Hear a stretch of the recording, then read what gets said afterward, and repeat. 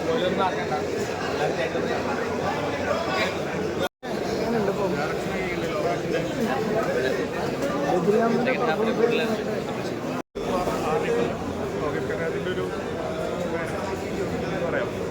സാധാരണ ലോകേഷിൻ്റെതായ ഒരു പടം രജനീകാന്ത് പടം സൗബിനെ കണ്ടു. സൗബിൻ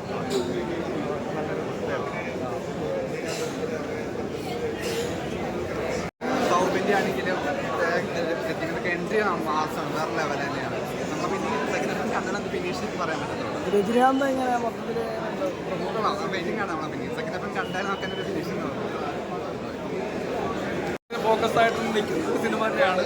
പക്ഷേ എന്തായാലും ഞാൻ പറയുകയാണ്, ജയിലർ പോലെ അത്ര വലിയൊരു പടമല്ല, ഉറപ്പ് ഞാൻ പറയാം. എങ്ങനെ സൗബിനൊക്കെ അടിപൊളിയായിട്ട് ചെയ്തിട്ടുണ്ട്. കിട്ടിയ അവസരങ്ങളൊക്കെ സൗബിനൊക്കെ നല്ല കിടിലമായിട്ട് ചെയ്തിട്ടുണ്ട്.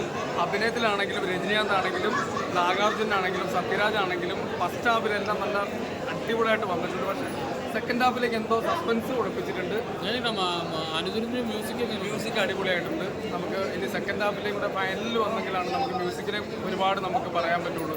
പക്ഷേ ഞാൻ ഇപ്പോഴും പറയുകയാണ്, ജയിലർ പോലെ അത്ര വലിയ പവർഫുൾ സിനിമയാവാൻ സാധ്യത കുറവാണ്. ഒരു 500-600 കോടി രൂപ കളക്ട് ചെയ്യാൻ സാധ്യതയില്ല എന്നുള്ളത് എനിക്ക് പറയാം. പക്ഷേ സെക്കൻഡ് ഹാഫിലേക്ക് കിടക്കട്ടെ.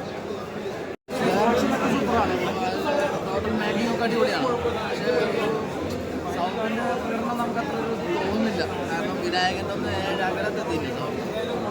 ഇനിയാണ് സൗബിൻ്റെ പ്രകടനം വരും എന്നൊരു പ്രതീക്ഷയുണ്ട്. കാരണം ആ ഒരു പഞ്ചിലാണ്